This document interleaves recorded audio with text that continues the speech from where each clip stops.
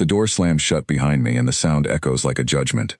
I am standing in a cage made of black metal, and the air smells like rust and something wild. My name is Ethan Cole, and 3 days ago I was flying a supply ship near the edge of human space. Now I am a prisoner of the Kalis Dominion, locked inside a pit built for something that is not supposed to leave survivors. The warden who put me here is called Threxilo. He is tall, gray-skinned, with eyes like polished stone. He looked at me the way someone looks at a broken tool, something not worth fixing. To him, I am not a threat. I am a curiosity. A soft, short-lived creature from a backwater world that dared to fight back when his fleet came knocking. "Enjoy your last moments, human," he said, before the door closed. His voice had no anger in it, just boredom. I do not answer him. I am too busy listening. Somewhere in the dark ahead of me, something breathes. Slow, deep, patient. The guards outside the viewport are already placing bets. I can hear their voices through the thin wall, low and amused, the way people talk when they expect a show and not a fight. They call the creature inside here a Vorai. Bred for one purpose, kept hungry for the same reason. It has ended every match ever placed in front of it in under a minute. I do not know if I will beat that record, but I know one thing they do not. I did not grow up on a world without teeth. My grandfather used to tell me stories about hunting in the old forests, about tracking animals that could kill a grown man in seconds if he made one wrong move. My mother taught me to read tracks before she taught me to read books. Humanity spent thousands of years standing face to face with things that wanted to eat us, and we are still here. That is not luck. That is practice. The cage is large, wider than I expected, filled with broken pillars and thick chains hanging from a high ceiling. Dim red light seeps through cracks above. I move slowly, keeping my back close to the wall, letting my eyes adjust. Then I see it. The Vorai is crouched behind a stone pillar, easily 3 times my size, its skin like dark leather stretched over long, coiled muscle. 2 rows of eyes catch the red light and glow faintly. It does not roar, it does not charge. It watches me the way I am watching it, calculating. That surprises me. I expected mindless hunger. Instead, I see intelligence. That changes things, but not the way Threxilo would think. An intelligent predator can be reasoned with, in its own way. It can be outsmarted. I keep my breathing even. Panic is a language predators understand instantly, no matter what world they come from. My grandfather always said calm feet make quiet steps, and quiet steps make you invisible, to something that hunts by sound and motion. The Vorai shifts its weight, testing me, waiting for me to run. I do not run.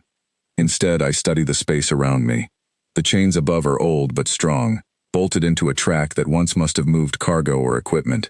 The floor near the far wall is uneven, chipped stone, loose enough to be useful. There is a narrow gap between 2 broken pillars just wide enough for a human body, too narrow for something that size to follow easily. I begin to move, not away from the creature, but along the edge of the room, drawing its attention toward the gap. It follows, slow and careful, matching my pace exactly. Neither of us wants to commit first. This is a game of patience, and patience is something my species has never lacked. I reach the chains and grip one, testing its weight.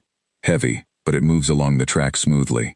An idea forms, simple and dangerous, the kind of idea that only makes sense when there is no other choice. The Vorai lunges toward the gap between the pillars faster than I expected, closing the distance in a heartbeat. I twist my body sideways and slip through the narrow space just as it slams into the stone, cracking the pillar with the force of its charge. I do not stop moving. I grab the second chain, pulling it taut across the gap at the height of its legs, looping it once around the broken pillar before continuing forward.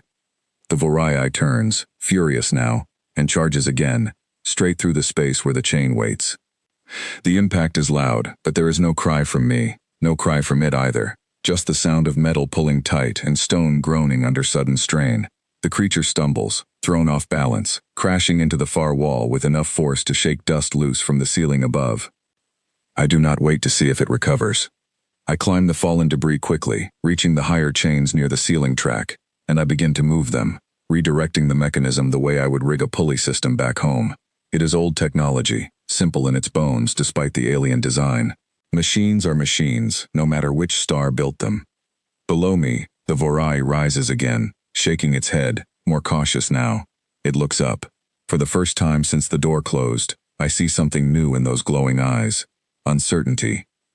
I let the chain drop, guiding it down along the track, positioning it above the loose stone floor where the creature now stands. Timing matters more than strength here. I wait until it takes one more step forward, testing the ground, before I release the mechanism completely. The section of ceiling above the weakened stone gives way, not from any explosion or violence, simply from stress and gravity doing what they always do when pushed too far. Dust and broken rock fall around the creature, and the Vorai retreats instinctively, choosing safety over pride, backing into the shadows at the far end of the enclosure. Silence settles over the cage. I stay still, listening, watching the shadows where it disappeared. Minutes pass. No growl, no movement, just quiet breathing that slowly fades into stillness as the creature settles, exhausted, choosing to wait rather than risk another approach. Outside the viewport, I imagine the guards leaning closer, their bets forgotten, their voices dropping into confused whispers. There should be screaming by now. There should be blood on the walls and a warden ready to log another disposal. Instead, there is nothing at all. The door finally opens.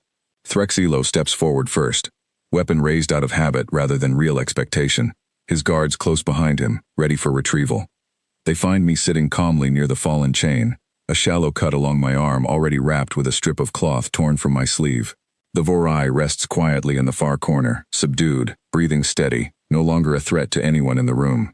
Threxilo stares at the scene, his stone-colored eyes moving from the creature to me and back again, trying to make sense of numbers that no longer add up. "How?" he says, and it is not really a question, more a word that escaped before he could stop it. I stand slowly, keeping my hands visible, my voice calm. "You classified my species wrong," I tell him. "We were never the weakest thing in the room. We were just the quietest." He does not respond right away. Around him, the guards exchange glances, their earlier amusement replaced with something closer to caution. I do not smile, I do not gloat. There is no need for that. The silence in the cage said everything that needed to be said, and now the silence in this room is saying it again. Threxilo lowers his weapon, not out of mercy, but because some instinct older than his training tells him it will not matter anyway. He looks at me the way a man looks at a locked door he suddenly realizes was never locked from the outside. Somewhere behind those stone-gray eyes, I can almost see it happening. The old file on my species being quietly, permanently rewritten. Tier 3 fragile sapient no longer fits. And for the first time since I woke up in this facility, Threxilo looks afraid.